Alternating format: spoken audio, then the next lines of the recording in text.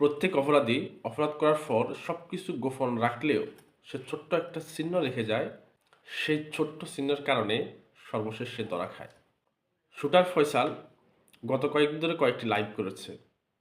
আপনারা যদি সেই লাইভগুলো ভালোভাবে পর্যবেক্ষণ করেন কিংবা কানে হেডফোন লাগিয়ে শোনার চেষ্টা করেন, বুঝতে পারবেন সেই লাইভের মধ্যে বিভিন্ন কোলাহল শোনা যাচ্ছে, বিভিন্ন গাড়ির হর্ন শোনা যাচ্ছে, সিএনজি, রিক্সা, বাইকের হর্ন শোনা যাচ্ছে। এ থেকেই বোঝা যাচ্ছে যে শুটার ফয়সাল বাংলাদেশেই আছে। সে বারবার দাবি করতেছে সে দুবাই আছে, অথচ দুবাইয়ের ট্রাফিক সিস্টেম এত নর্মাল না। সেখানে একটা গাড়ির ইচ্ছাকৃত হর্ন বাজালে সেখানে জরিমানা করতে হয়।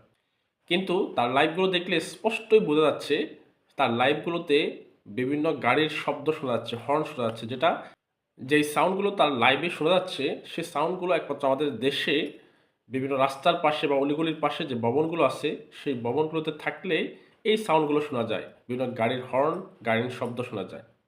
তার মানে বোঝা গেল শুটার ফয়সাল দেশেই আছে।